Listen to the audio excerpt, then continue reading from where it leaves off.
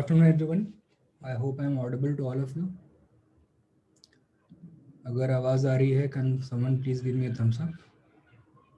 Right. All right. Thanks, guys. चलिए lecture शुरू करते हैं. Today is the first lecture of our foundation course on geography of India and the world. And आज केवल introductory lecture होगा. It is going to be a very short affair. You can expect yourself to be rid of me in half an hour 45 minutes. तो आज बहुत ज़्यादा आप लोगों को बोर नहीं करूँगा. देख लेते हैं कि आज के लेक्चर में क्या क्या हमें कवर करना है. तो as I told you, it is an introductory lecture. I'll be introducing on how to prepare geography for the UPSC Civil Services examination.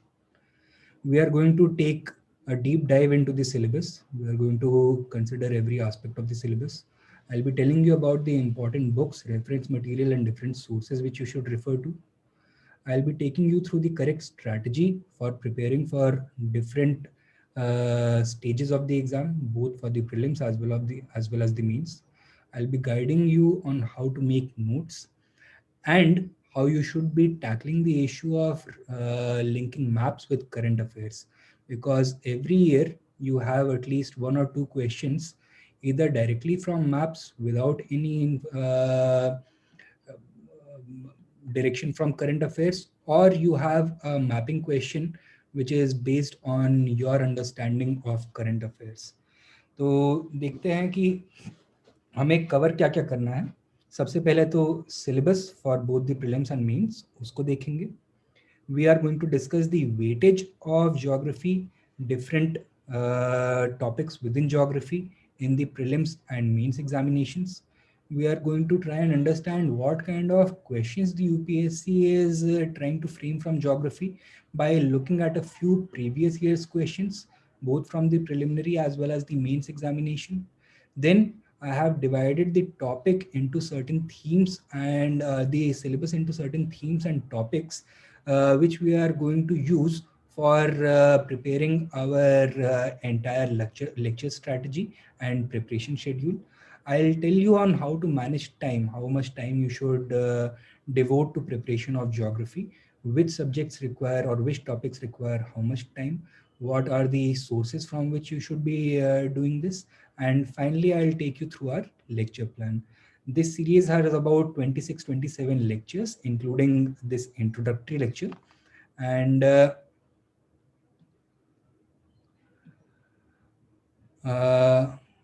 we plan to end all your classes by the beginning of next month. So let us say 7th to 10th of next month हम सारी classes खत्म कर लेंगे.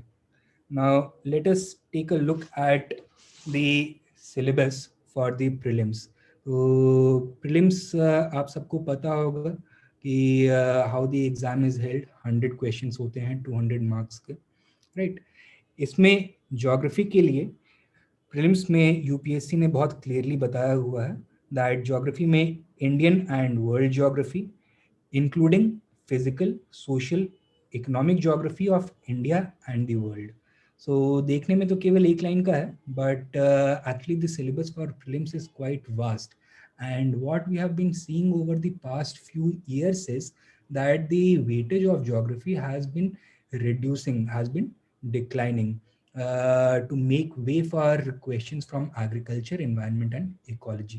So over the past 5 or 6 years, on an average, you are getting about 8 to 10 questions from geography. इसके पहले before 2011 about 17 to 20 questions used to be asked from geography. अब क्योंकि IFS का एग्ज़ाम भी साथ में होता है, तो इसलिए एनवायरनमेंट, इकोलॉजी और एग्रीकल्चर से ज़्यादा क्वेश्चंस आने लग गए हैं. But if we turn our attention to means, geography is part of GS paper 1. That is paper 2 of the entire exam schedule. Paper 1 is essay, paper 2 is GS paper 1. तो यहाँ पे GS paper 1 में Indian heritage and culture, history and geography of the world and society. This is the topic of the exam.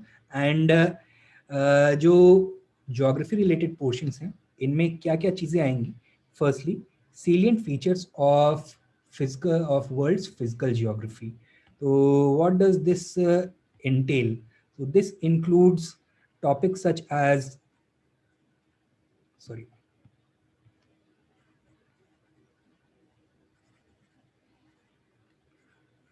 Geomorphology, तो जितने भी important geological phenomena होंगे, अर्थ का formation होगा, earthquakes, volcanoes, how the earth has come into being, the geomorphological processes, the geomorphological forces, various landforms, mountains, valleys,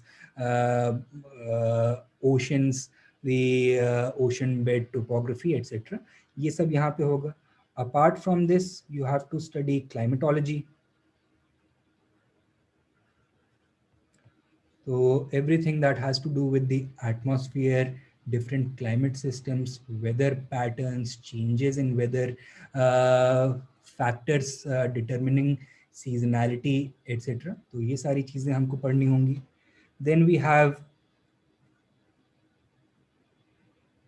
hydrology, तो जितने भी water resources हैं such as the oceans, polar caps, rivers, lakes, glaciers, etcetera, ground water, तो इनको इनकी life cycles, इनमें होने वाले चेंजेस, उनके पीछे फैक्टर्स, ये सारी चीज़ें हम कवर करेंगे. And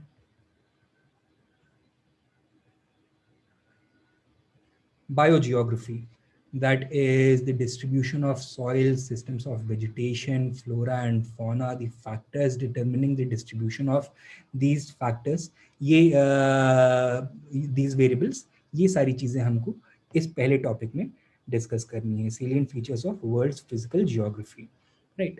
Next is the topic which covers distribution of key natural resources across the world, including South Asia and the Indian subcontinent.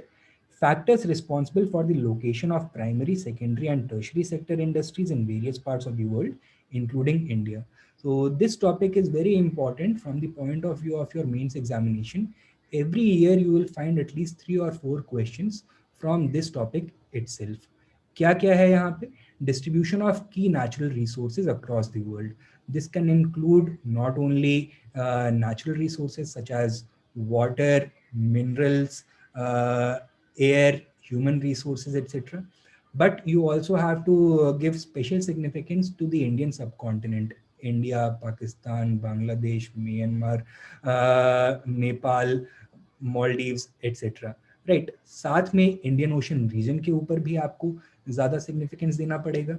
Then you are also going to be asked questions regarding factors responsible for the location of the different industries, the co-locational or locational factors behind distribution of various industries, different sectors. What are the implications? What are the policies which can be set in keeping in mind the resource distribution? For example, पिछले साल एक question आया था about solar energy resources, उसके पहले question आ चुका है about coal resources, उसके पहले वाटर रिसोर्सेज के ऊपर. So every year 2 or 3 questions you can expect from here, right.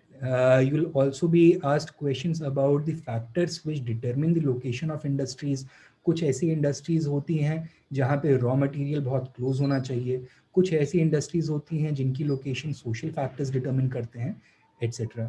The third is important geophysical phenomena such as earthquakes, tsunami, volcanic activity, cyclones, etc.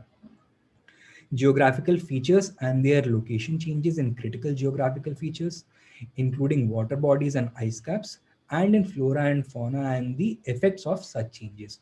तो इस portion में actually 3 चीजें हैं. सबसे पहले तो important geophysical phenomena such as earthquake, tsunami, volcanic activity, cyclone, etc.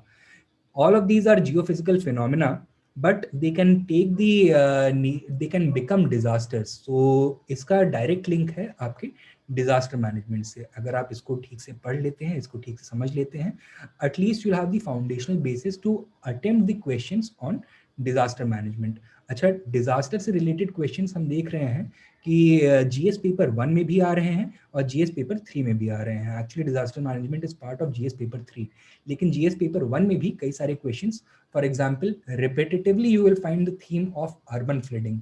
पिछले साल भी सेम क्वेश्चन आया है, उसके 3 साल पहले ऑलमोस्ट सेम तरह के क्वेश्चंस आ रहे हैं. कभी चेन्नई के बारे में पूछ लेता है, कभी हैदराबाद के बारे में पूछ लेता है, कभी दिल्ली के बारे में, और कभी मुंबई के बारे में. देन कभी बिहार के बारे में पूछ लेगा, कभी क्लाउड बर्स्ट के बारे में पूछ लेगा.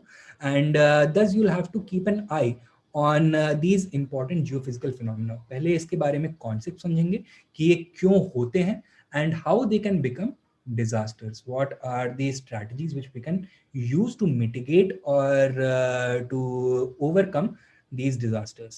Second thing is geographical features and their location changes in critical geographical features.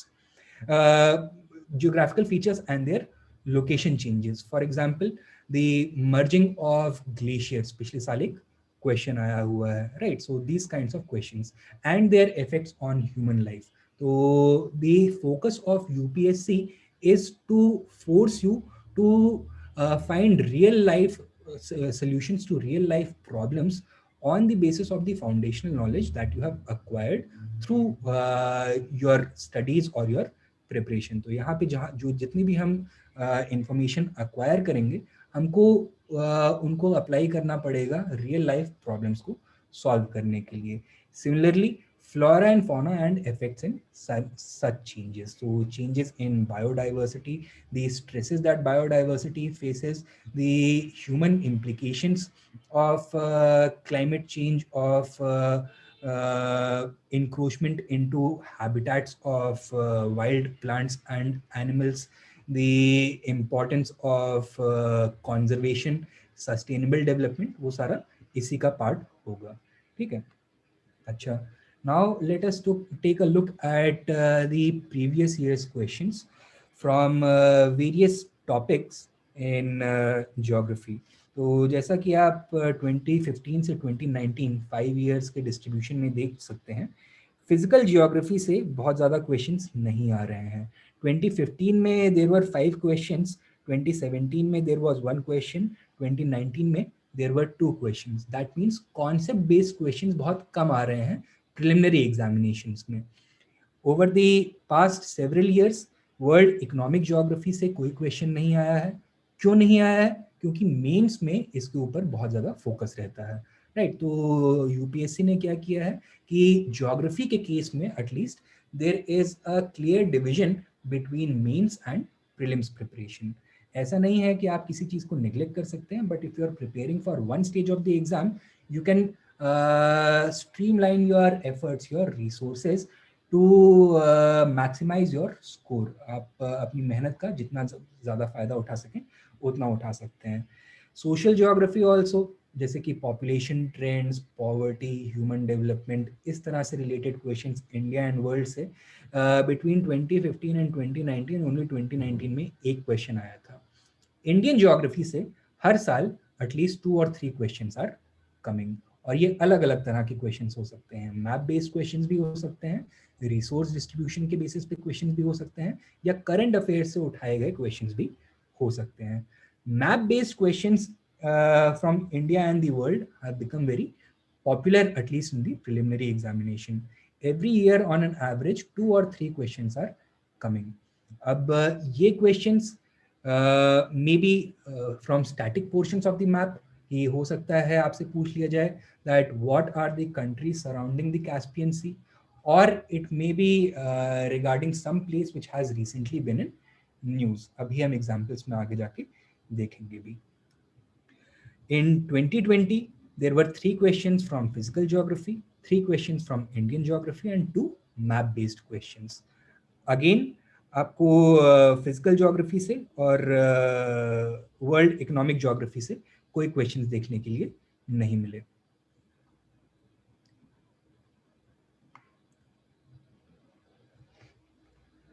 Right. अच्छा, when it comes to the mains, the picture is very different. World physical geography में कॉन्सेप्ट बेस्ड क्वेश्चंस बहुत आसान काफ़ी ज़्यादा आते हैं. So on an average you get 2 और 3 सच questions every year. For example 2017 में आपसे पूछ लिया, 2018 में पूछा था मैंटल प्लूम थ्योरी के बारे में. Last year there was a question I think on continental drift theory.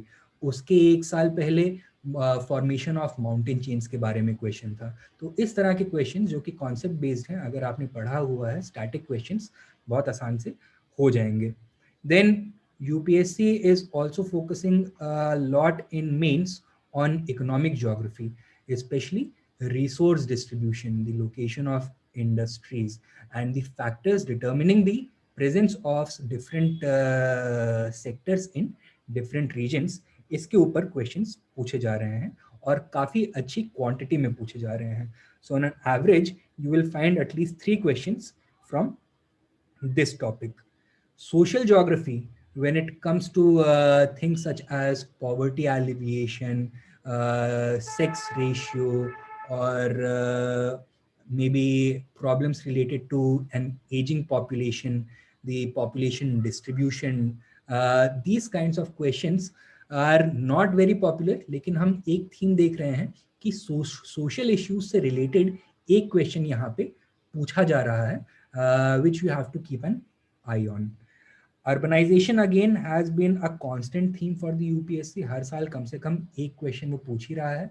It may be on specific problems related to cities, such as urban crime, such as growth of urban agglomerations, such as declining sex ratio in cities, such as the problem of women empowerment in cities, etc.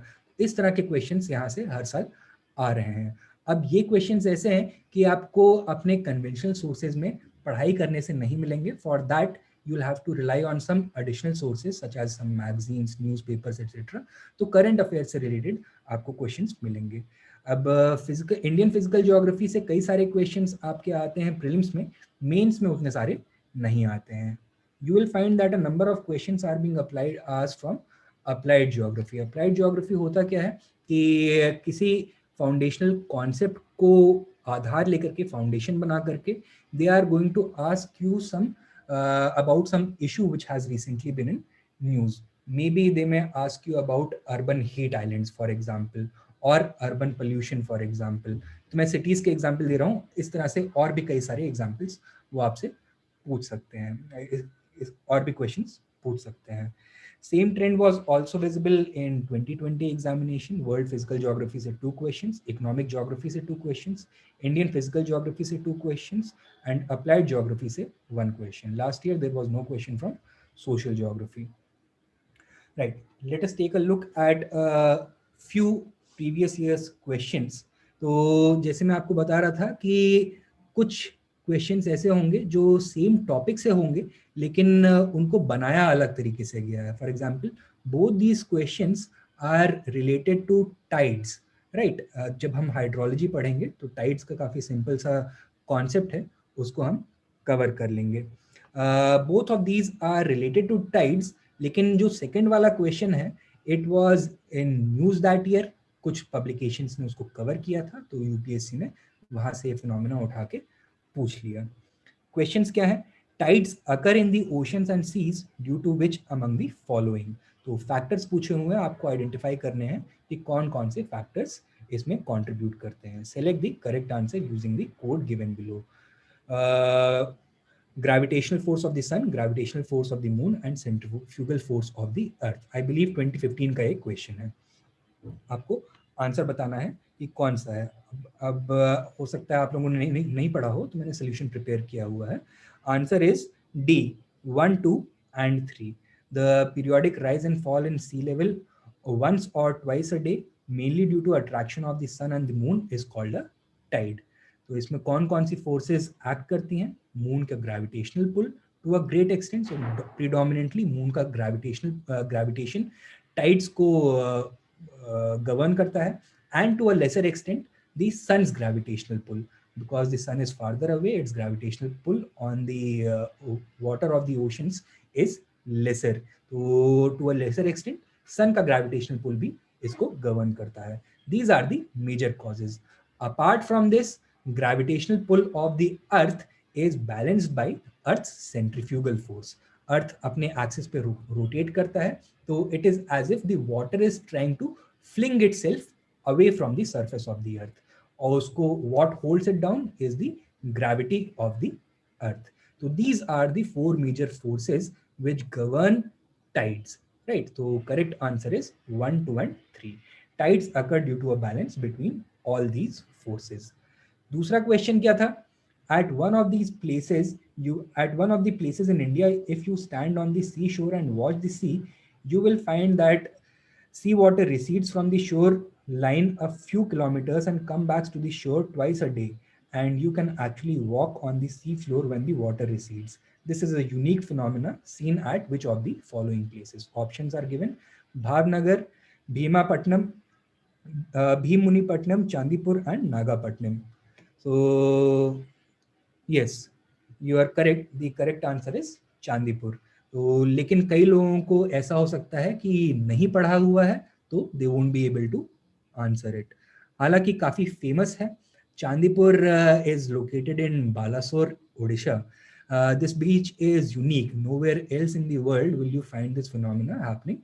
कि on in low tide, जब ebb का period होता है, तो the sea recedes by about a distance of 5 kilometers, and जब high tide का period होता है, तो it comes back, and this happens twice every day. So it is a semi-diurnal movement, semi-diurnal tide, right?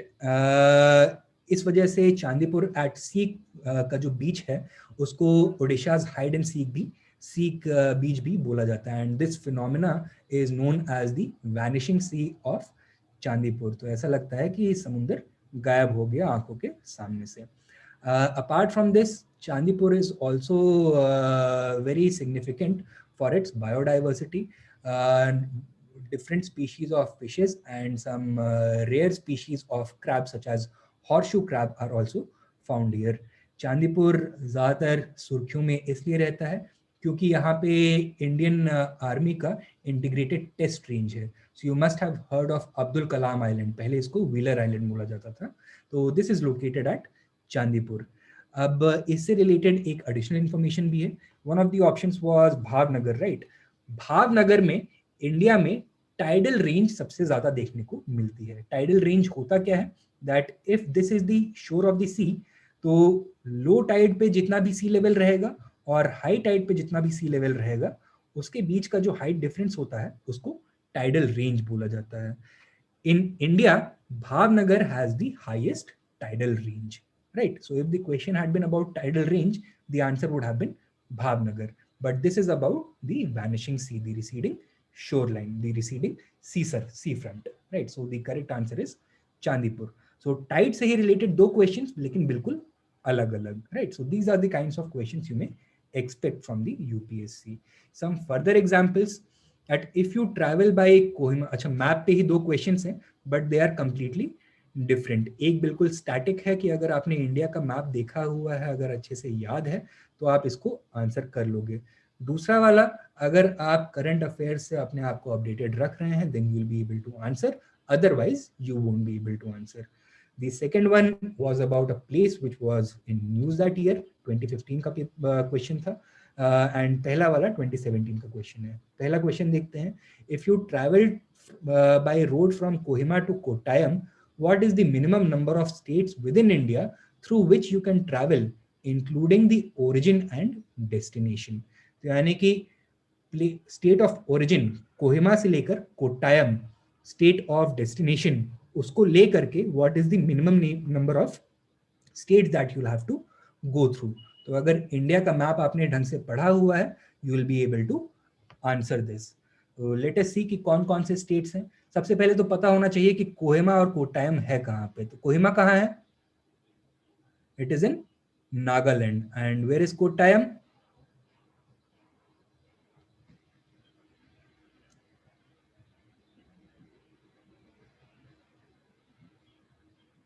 Very famous place in Kerala.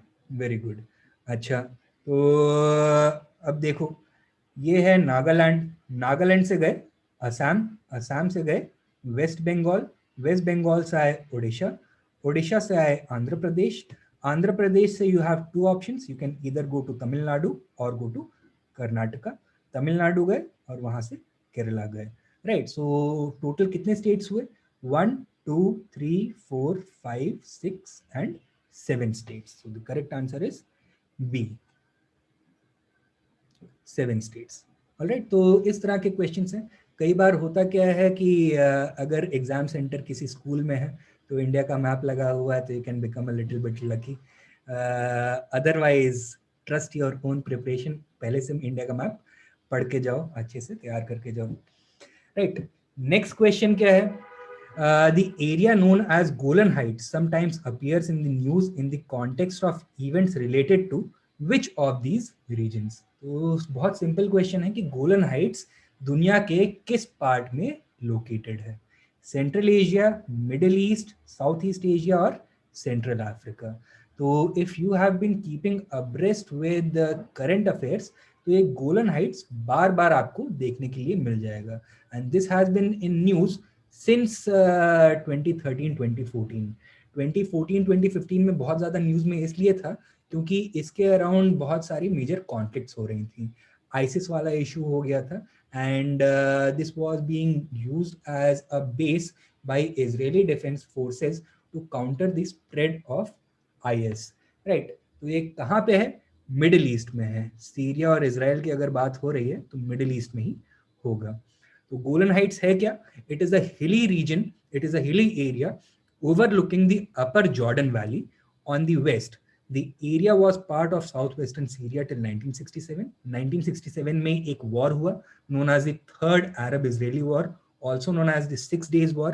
Within a period of 6 days, Israel defeated the combined forces of Syria, Jordan and Egypt and बहुत vast swathes of territory के ऊपर इसने अपना कब्जा लगा दिया. Since 1967, it has been under military occupation of Israel. In December 1981, Israel unilaterally annexed a part of the Golan Heights. So since then, it has always been in news.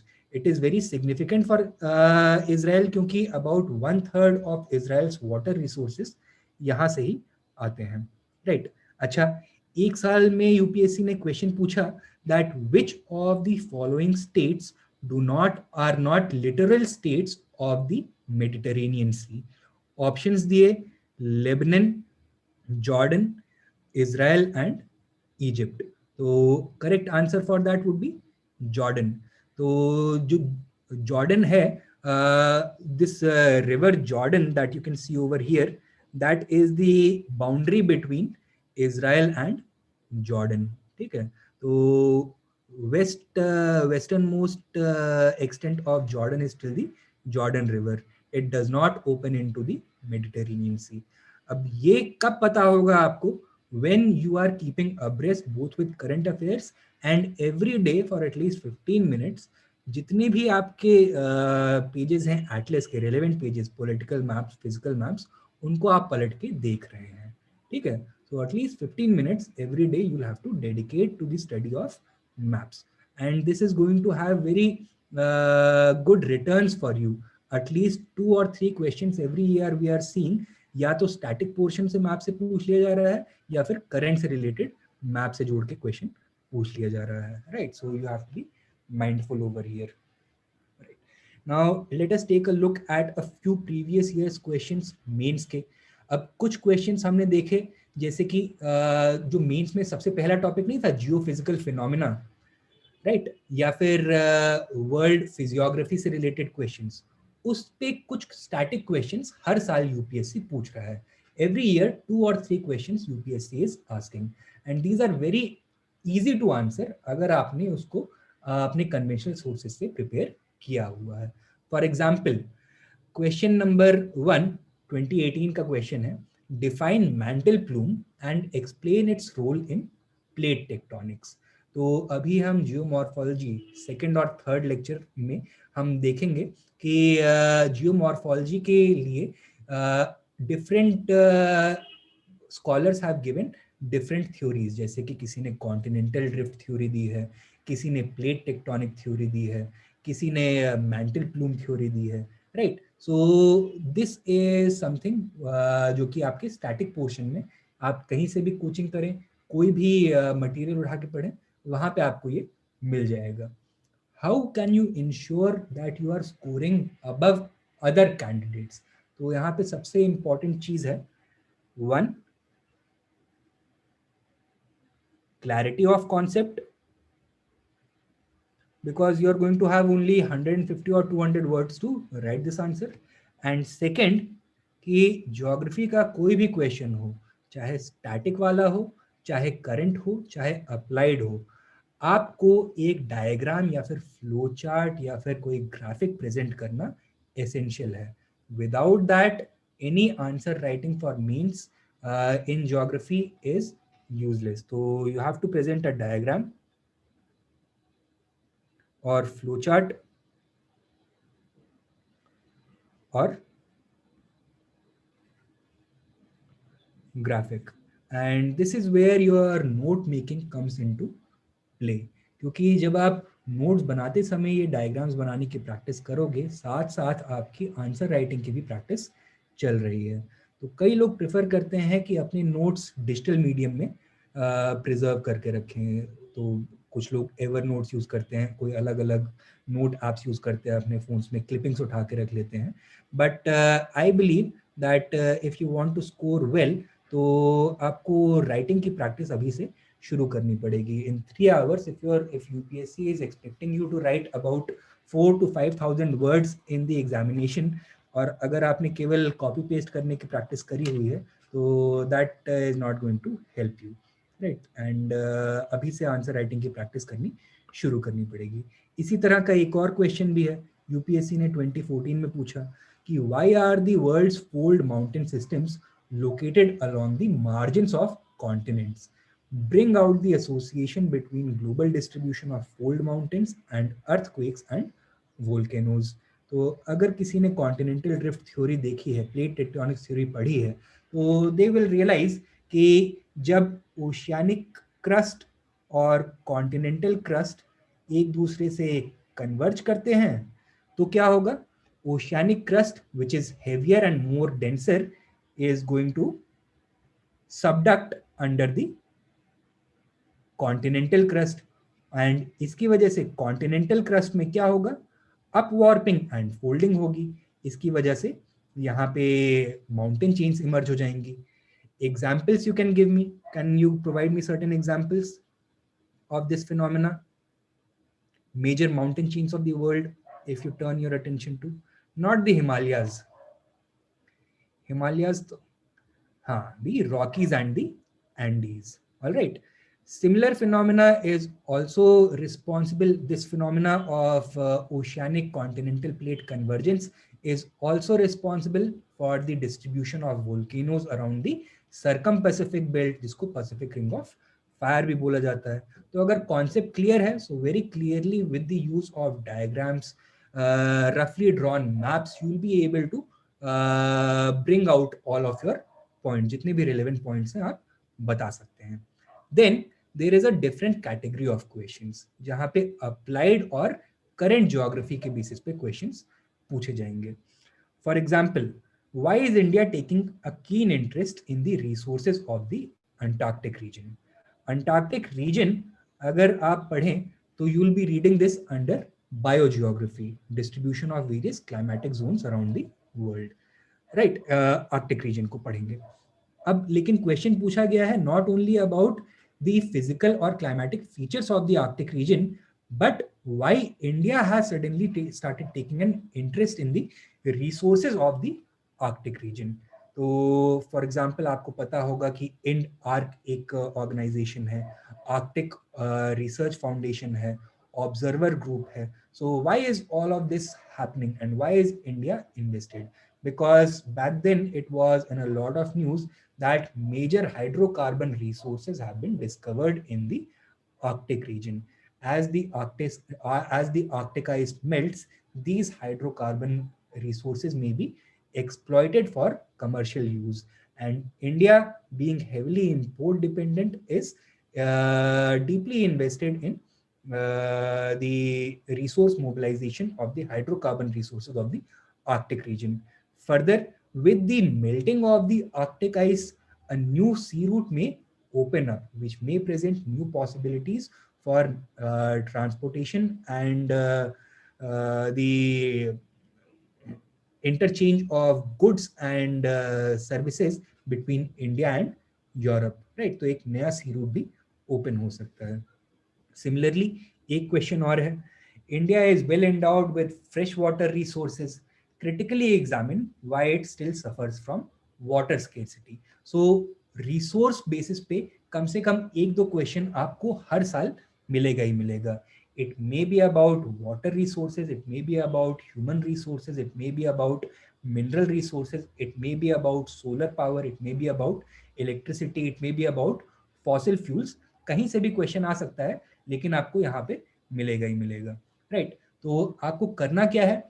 सबसे पहले तो जितना भी foundational concepts about resource distribution हम अपनी classes में cover करेंगे, अपने एनसीईआरटी में, या फिर अगर आप ये माजिद हुसैन वगैरह कोई सेकेंडरी सोर्स रेफर करते हैं उससे पढ़ रहे हैं, so you should be well aware of that. And second, you have to tie that in with all of your current knowledge. अगर आप न्यूज़पेपर्स को रेगुलरली फॉलो कर रहे हैं, you will be able to identify that which issues have been in news in the recent months or recent years, and you will be able to anticipate such questions.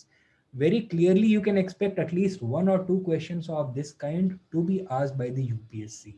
ठीक है, हर साल UPSC पूछता ही पूछता है. अच्छा, मेन बात क्या है कि ज्योग्राफी का वेटेज प्रीलिम्स में तो कम हो गया है, लेकिन मेंस में उतना ही बढ़ भी गया है. So every year you will find at least 8 or 9 questions coming directly from geography. 100 to 110 marks out of 250 in paper 1, ये geography से ही question आते हैं. Secondly, geography स्पेशली अगर जियोफिजिकल फिनोमेना एटसेट्रा आपने ठीक से पढ़ा हुआ है, social geography, human indicators, poverty, population, you have a good grasp on all of these. This will help you not only in paper 3 disaster management but also help you in writing better answers in your society. ठीक है, तो Indian society GS paper 1 के बाकी portions हैं उसमें भी help करेगा. तो indirect contribution is also very large. Right. Now, we can divide the entire syllabus into neatly defined topics, जिसको हम बहुत आसानी से कवर कर सकते हैं. तो वर्ल्ड फिजिकल ज्योग्राफी में मान लीजिए हमको कवर करना है universe and the solar system. यहाँ से मेंस में भी क्वेश्चंस आ सकते हैं, प्री में भी क्वेश्चंस आ सकते हैं. फॉर एग्जांपल इन 2016 और 17 I think there was a question in the mains about Juno mission. Then इस बार मार्स, नासा ने मार्स रोवर भेजा है, तो they might ask a question like that. और इफ सम अदर कंट्री और India's Mars exploration plans, उसके basis पे कोई क्वेश्चन आ सकता है, right? Then there are frequent questions with regards to universe and the solar system in your prelims. For example, Goldilocks zone आपसे पूछा जा सकता है. Some interstellar object such as Oumuamua, सुना है कभी Oumuamua? नहीं. It is spelled Omuaoumua, but it's pronounced like Yomama. Like तो it was an interstellar object जो कि हमारा जो सोलर सिस्टम है उसके बाहर से आया, सन के पास से गया और बाहर चला गया. So that means it had a velocity which was large enough to escape not only its own star but also our star, our sun, right? तो उस पर क्वेश्चन आ सकता है. देन इस तरह से और भी क्वेश्चन आपके पूछे जा सकते हैं. देन इसमें और क्या क्या चीजें हैं? Geomorphology, climatology, hydrosphere and biogeography. Geomorphology, I believe I have already told you कि how the earth is form, different geomorphological processes, जितनी भी थ्योरीज हैं, different land forms, volcanoes, earthquakes etcetera. Climatology, the atmosphere, its composition, its functions, climate के क्या cycles हैं, determinants of weather क्या हैं, weather patterns के को डिटरमिन करने वाले फैक्टर्स क्या हैं, climate change. Hydrosphere, regarding all the water resources, जो ओशन से लेकर के ग्राउंड वाटर तक, precipitation, the rain cycle, everything. Biogeography, distribution of vegetation and soils, flora and fauna around the world, right? Then we come to economic geography, world economic geography, resources and their distribution, and economic activities and their location, right? So this is very important for from your means point of view. Trick से यहाँ पे बहुत ज़्यादा questions नहीं आएंगे, लेकिन mean से यहाँ पे हर साल you can expect at least three or four questions every year. World social geography, human population trends. So population trends such as population distribution on the basis of age, sex, child sex ratio, etc. Demographic transition theory कि एक S shaped curved होता है, that in less developed countries both the birth and death rates are very high. In highly developed countries both the birth and death rates are very low. So populations are stable. Developing countries में death rate decreases but birth rate remains high. So ये demographic transition के stage में होता है, यहाँ पे population का explosion experience किया जाता है, such as the case with countries like India, China, Indonesia, Pakistan, Bangladesh, etc. Right? अच्छा, human development indicators. So the indicators of the quality of life, यहाँ पे health भी हो सकता है, poverty भी हो सकता है, education भी हो सकता है, and the factors which determine them. तो यहाँ से आपको you can be asked questions which are directly related to human development indicators or indirectly related to human development indicators. For example, resource distribution can lead to demographic transition leading to better human development in India, or poor resource distribution has led to problems with human development, explained with the help of relevant data. इस तरह के questions आपसे पूछे जा सकते हैं. What are the sources that you have to rely on? सबसे पहले तो NCERTs आपको पढ़नी जरूरी है. This is foundational. कौन सी NCERTs पढ़नी है? क्लास 11 एंड क्लास 12 की NCERTs. अगर यहाँ पे कुछ ऐसे कॉन्सेप्ट्स हैं जो आपको ठीक से नहीं समझ में आए हैं एंड यू फील कि इसको और बेसिक लेवल से पढ़ना है, then you can start reading NCERTs from class 6. लेकिन अगर समझ में आ जाते हैं तो यहाँ से पढ़ने, इसके अलावा कुछ और पढ़ने की जरूरत नहीं है NCERTs में. देन एक किताब है by the author G.C. Leong. This is very important for physical geography. जितने भी कॉन्सेप्ट्स हैं वो यहाँ इससे बेटर किसी और किताब में एक्सप्लेन नहीं किए गए हैं. This is specially important for your geomorphology and climatology, right? And we'll also be providing you our own handouts and notes. So I have prepared extensive slides for each lecture. वहाँ पे बहुत सारी relevant information है. It has been taken from both these sources. So apart from these, अगर आप कोई secondary source को refer करना चाहें, so you can do that, but I would not suggest it. Secondary source के लिए आप फॉर एग्जाम्पल एक ऑथर हैं सुविंदु सिंह, उनकी किताब आती है, उसको पढ़ सकते हैं. एक ऑथर हैं DR खुल्लर, उनकी किताब आप पढ़ सकते हैं. But these are only going to be your secondary sources. ये केवल रेफरेंस मटेरियल होगा. These can not be your primary sources. Clear है? अच्छा, इसके आगे देखते हैं. इंडियन ज्योग्राफी में क्या क्या देखना है? सबसे पहले तो Indian physical geography. Physiography means the various physiographical divisions of India. India के माउंटेन्स, प्लेन्स हो गए, प्लेटूज हो गए, आइलैंड्स हो गए, कोस्ट्स हो गए, इनके डिस्ट्रीब्यूशन हमको देखने हैं. How they came into existence, what are their important characteristics, इनके डिस्ट्रीब्यूशन देखने हैं. इंडियन डेजर्ट्स वगैरह, ये सारी चीजें हमको देखनी है. Second is the drainage system. Drainage system में इंडिया के major river basins, perennial rivers, the ephemeral rivers, east flowing rivers, west flowing rivers, river basin management. So this can be important both for your pre as well as your means. यहाँ पे कोई question बन सकता है. अगर means में question आ रहा है, so it is going to be in the nature of resource management. How to maintain India's fresh water resources in a sustainable manner. या फिर there may be some issue relating to a river dispute, for example, Kaveri river dispute, उससे arising कोई question बन सकता है. Or there might be a question related to some technological intervention which may have been suggested by some scholars, such as interlinking of rivers, right? तो इस तरह के questions बन सकते हैं.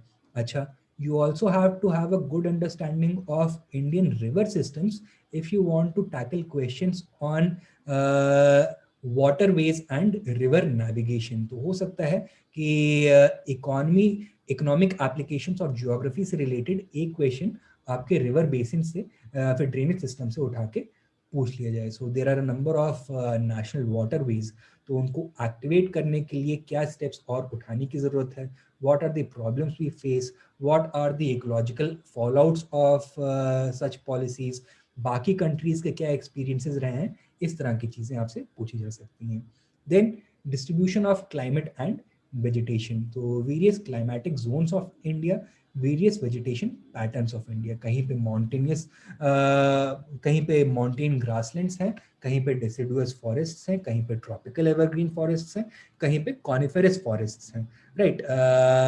सम regions have a desert ecology. तो इन सब के बीच का distribution and the factors which determine this distribution, that can be asked.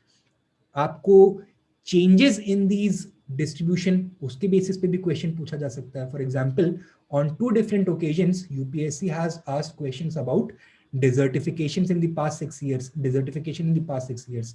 तो वो अगर आपको समझना है तो both for India and world physical geography, climate and biogeography and climate and vegetation distribution को ढंग से कवर करना पड़ेगा. Only when you have a good foundation in this will you be able to answer those questions. Then Indian economic geography, distribution of resources, economic activities and their location, and most importantly agriculture in India. Agriculture से based आपको direct question भी आ सकता है. For example, last year there was a question on kharif cultivation. उसके पहले एक question आया हुआ था about pulses, and the year before that I believe there was a question on distribution of sugar cane industries, right? तो इस तरह के questions आपसे पूछे जा सकते हैं. Again, you have to keep one eye on the static portion of your preparation and one eye on whatever has been in the news in the recent days and months, right? Indian social geography, again, Indian population trends, urbanization से related questions, and tribes in India. So India is a land of a number of different tribes. Her tribe के अपने अलग-अलग experiences रहे हैं. There are some tribes which are particularly vulnerable, तो उनको PBTGs बोला गया है. Tribes के क्या issues हैं, इनका distribution क्या है, तो all of these things will be covering. आपके primary sources क्या होंगे? First is your NCERTs, again class 12 की जो NCERT है. Then Geography of India, this is a book by Majid Hussain, जो latest edition है, वो आप मंगा सकते हैं. And finally our own handouts, EduBridge के जितने handouts होंगे उससे कवर करना है. अच्छा, देन बचे हुए 2 पोर्शंस हैं पॉलिटिकल एंड अप्लाइड ज्योग्राफी के. तो पॉलिटिकल ज्योग्राफी में ये मैप बेस्ड एक्सरसाइजेज होंगी सारी की सारी. वर्ल्ड मैप, इंडियन मैप और location of places in news. every day you have to give at least 15 minutes to this topic. ठीक है. एंड कौन सी एटलस यूज करनी चाहिए, तो there are a couple of names which I can suggest. एक तो Oxford की student Atlas है जो लेटेस्ट एडिशन है, वो यूज कर सकते हैं. अदरवाइज एक पब्लिकेशन है ओरिएंट ब्लैक स्वॉन, उनकी भी एटलस बहुत अच्छी है. In fact I would suggest Orient black sworn वाली जो एटलस है वो यूज करिए. एंड यहाँ पे आपको क्या देखना है, important physical features of India and the world, for example, distribution of different mountain ranges, presence of location of different deserts, different oceans. For example, अगर आपसे एक क्वेश्चन पूछा गया कि what are the countries surrounding the Caspian Sea? This has been asked by the UPSC, I think 2014 में. What is the location of the Atlas Mountains? What is the location of the Drakensberg Mountains? तो इस तरह के questions आपसे miss नहीं होने चाहिए. Then you might be asked to arrange several features from east to west or from north to south, right? तो हो सकता है कि आपसे पूछा जाए कि जो सतपुरा रेंजेस हैं उनमें जो इंडिविजुअल हिल्स या माउंटेन रेंजेस हैं उनको ईस्ट टू वेस्ट अरेंज कीजिए, गारो खासी जानतिया वेस्ट टू ईस्ट अरेंज कीजिए. इस तरह के क्वेश्चंस आपसे पूछे जा सकते हैं. कुछ सिटीज दी गई हैं, which of these cities lie to the north of the Tropic of Cancer, which cities lie to the south of the Tropic of Cancer. हो सकता है इस तरह के क्वेश्चंस पूछ लिए जाएं. Then there are some places which are frequently in news, bar bar news में आते हैं, आंखों के सामने से बार बार उनके नाम गुजरते रहते हैं. So it is your duty कि ऐसा कोई आप नाम देखें तो सबसे पहले उठा करके उसको अपने एटलस में आइडेंटिफाई करें. Then there might be some political dispute, for example the dispute which was recently resolved between Armenia and Azerbaijan. तो जो रीजन है उसका नाम पूछा जा सकता है, वो आपसे पूछा जा सकता है कि in which region of the world is it located. आपसे हो सकता है पूछ लिया जाए अजरबैजान का कैपिटल क्या है, या फिर अजरबैजान का कैपिटल का नाम दे दिया जाए और पूछा जाए कि ये वेस्ट एशिया में है, सेंट्रल एशिया में है, ईस्टर्न एशिया में है या सदर्न एशिया में है. इस तरह के क्वेश्चन आपसे पूछे जा सकते हैं. Right. And finally, we come to applied geography, natural disaster and management, natural disaster management with focus on India and contemporary issues such as climate change, urbanization, soil erosion, etc. तो जितना भी आपने इसके पहले प्रिपरेशन किया है, all of that is going to be used over here. Geophysical phenomena are going to be used to explain mitigation of natural disasters, management of natural disasters, and issues such as climate change, the changing vegetative patterns, the issues of soil pollution, sustainable development, etc. are going to be important for answering your answers of contemporary issues. Then अब देखते हैं कि how much time you have to give for preparation of geography. तो जो पहला वाला portion था world physical geography, इसको आप कवर कर सकते हैं 1.5 महीने में with 2.5 hours every day. So for this सबसे पहले आपको अपनी NCERTs और जो बाकी रेफरेंस मटेरियल है उसके ऊपर you have to have a good grip. Begin with the NCERTs, फिर उसके बाद आप GC लियोंग उठा सकते हैं एंड साथ में अपना माजिद हुसैन उठा सकते हैं, right. Indian geography again same thing, 1.5 months with 2 hours of preparation every day is going to be sufficient for you. आपका फोकस होना चाहिए कि the sources that you refer to should be minimum, but the number of times that you revise should be maximum. तो sources को minimize करिए, numbers of revision को maximize कीजिए. Rely mostly on your primary sources such as NCERTs and जो reference books के नाम बताए हुए हैं. सेकेंडरी सोर्सेज जैसे कि शुभेंदु सिंह या खुल्लड़ की किताब जो है उसको बहुत ज़्यादा रेफर नहीं करना है. आपको करना क्या है कि इन सोर्सेज से अपने हैंडआउट्स से लेकर के खुद के नोट्स प्रिपेयर करने हैं in such a manner that they are easily ingestible by you. आपने अच्छे से उसके हर फिनोमेना को एक्सप्लेन करने के लिए कम से कम एक डायग्राम यूज़ किया हो. कुछ सोशल इश्यूज हैं तो some important data you have noted down, some flow chart you have drawn. किसी चीज किसी ट्रांजिशन का it may be demographic transition or the change of climate systems or the change of biogeography from one to the other in response to the changing climate. उसको life cycle को explain करने के लिए आप एक flow chart use कर सकते हैं, right. with the use of very smart simple diagrams आप कॉम्प्लेक्स इश्यूज को सिंप्लीफाई कर सकते हैं. For example, you might be asked a question about resource development, infrastructure, and education.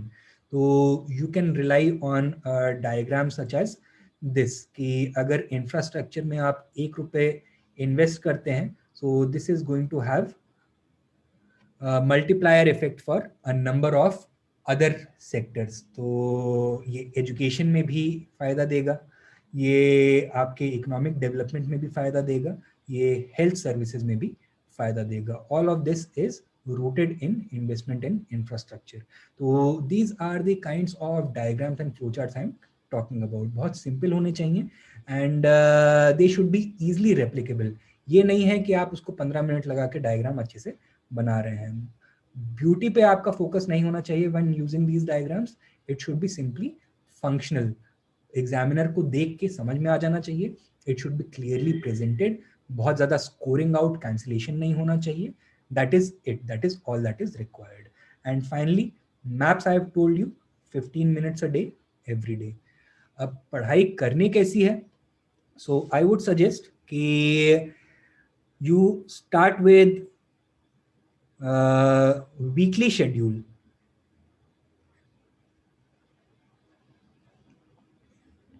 Right. अगर 1.5 महीने आपको देने हैं तो 6 months हैं आपके पास. 4 hours every day for preparation of geography plus 15 minutes. ठीक है. तो इसमें आपको अपनी एनसीईआरटी सबसे पहले कवर करनी है. देन जीसी लियोंग एंड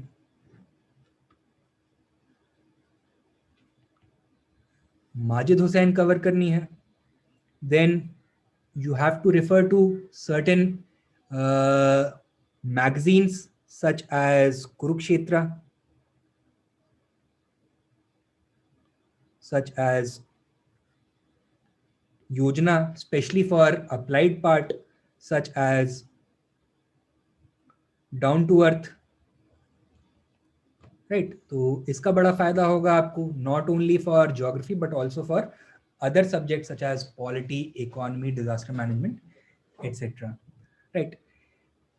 हर दिन में आपको अपने लिए, हर वीक के लिए आपको अपने लिए एक टारगेट सेट करना है that at least this portion you will be able to finish by the end of the week.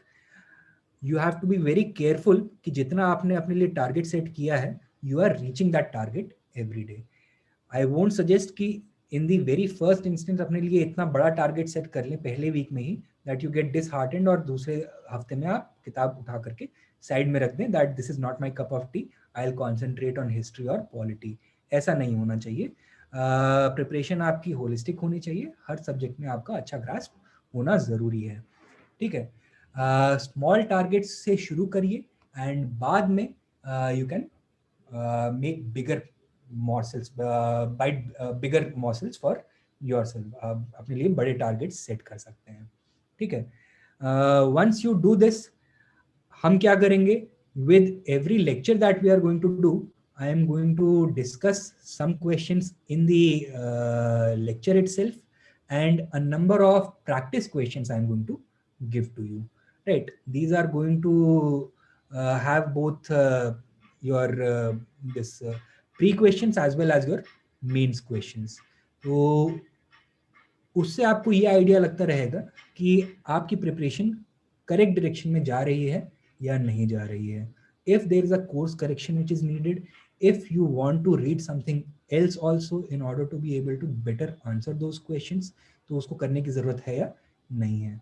Once you have completed your preparation, first thing you should do is, सबसे पहले उसको रिवाइज करिए और कुछ mock test लगाने शुरू कीजिए. Sectional test लगाइए. Then will come the time for a second revision and if the time permits for a third revision. I am sure कि आपने अभी तक अपनी प्रीलिम्स की स्ट्रैटेजी ऑलरेडी चार्ट आउट कर ली होगी कि किस तरह से आपको अपना टाइम डिस्ट्रीब्यूट करना है, अपना टाइम डिवाइड करना है एंड कैसे आगे चलना है. So you just have to incorporate these classes and this additional time into your schedule. you'll have to work it around a little bit and make time for these classes. अच्छा, last हम देख लेते हैं कि in the coming days 26 lectures हम किस तरह से कवर करेंगे. तो first lecture we are going to study about universe and the solar system. 3 lectures होंगे जियोमॉर्फोलॉजी पे, जिसमें हम कवर करेंगे origin and evolution of the earth, important theories of geomorphology such as the plate tectonic theory, continental drift theory, etc., and different landforms and changes on the Earth's surface, the processes of orogenesis, epirogenesis, sudden movements, etc., earthquakes, volcanoes, the building of mountains, the building of plateaus, plains, etc. Right. Then 4 lectures होंगे climatology पे. Here we are going to cover atmosphere and the Earth's heat budget, wind and weather system, and the world climatic types. Then we are going to dedicate 3 lectures to the hydrosphere, hydrology के लिए, water on earth and marine landforms, salinity and temperature in oceans, and ocean currents, marine resources and tides. तो ये सारी चीजें हम hydrology में cover करेंगे. Then we are going to come to Indian physical geography. 4 lectures होंगे, 2 lectures physiography के लिए, 1 लेक्चर ड्रेनेज सिस्टम के लिए और 1 लेक्चर इंडियन क्लाइमेट के लिए, monsoon and it's effects. Right, तो सीजनैलिटी भी हम यहीं पे कवर कर लेंगे. Then we are going to come to biogeography, distribution of soil types around the world, distribution of vegetation around the world, and the various flora and fauna found here. तो एक lecture होगा world की biogeography के लिए, एक lecture होगा India की biogeography के लिए. Then we are going to come to economic geography. 5 lectures हैं including Indian agriculture. First is resource distribution in India and the world. तो around the world various natural resources कहाँ distributed हैं, resource distribution and its crisis in India.